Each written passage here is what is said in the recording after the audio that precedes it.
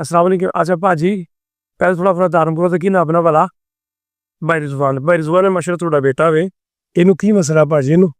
ਇਹਨੂੰ ਮਸਲਾ ਹੋਣਾ ਹੈ, ਕੋਈ ਨਜ਼ਰ ਦੀ ਸ਼ਿਕਾਇਤ ਲੱਗਦੀ ਹੈ ਬਈ, ਜ਼ਿੱਦ ਕਰਦਾ जिद कर ਤੇ ਹੁੰਦਾ ਹੈ ਮੱਠਾ ਮੁੱਠਾ ਕਦੇ ਕਦੇ, ਉਹਦੇ ਵਾਸਤੇ ਆਇਆ ਤੁਹਾਡੇ ਤੇ। ਤੇ ਪੇਟ ਦਾ ਵੀ ਕੋਈ ਮਸਲਾ ਪੁੱਛਿਆ ਵੀ ਨਹੀਂ ਭੈਣ ਕੋਲੋਂ ਕਿ ਇਹਦੀ ਪੋਟੀਆਂ ਨਾਲ ਗ੍ਰੀਨ ਵੇਅਰ ਆ ਰਹੀਆਂ ਨੇ ਦੀਆਂ ਸਹੀ ਗ੍ਰੇਡ ਆਉਂਦਾ ग्रीन पोटी है दो किस्म और बाहर भी साथ में मेरी बहना ਖਾਤ ਹੋਇਆ ਰਿਹਾ ਜਿਸੋਂ ਕਰਾਂਗੇ। जिसम कर उस वेला को मौसम का भी है ना आजकल मौसम तब्दील हो रहा है मुमकिन है कोई उदा भी मसला हो सकता बाकी इंशाल्लाह अल्लाह पाक सेहत देने वाला अल्लाह पाक इन्हू सेहत दे तुसी पहले भी मेरे को मैं 2-3 दफा आए हो ਹਾਂਜੀ ਪਹਿਲਾ ਦੌਰ ਉਹ ਤਾਂ ਦੱਸ ਰਹੇ ਹਨ ਮੂੰਹ ਵੇ ਰੋਂਦਾ ਬੜਾ ਹੈ, रोंदा बड़ा सी ਦੋ ਦਮ ਕਰਾਇਆ ਇਹ ਤਾਂ ਪਾਰਿਸ਼ਾਂ ਨੇ ਕਿਹਾ ਬੱਚਿਆਂ ਨੂੰ ਵੇਖੇ ਬੜਾ ਸਾ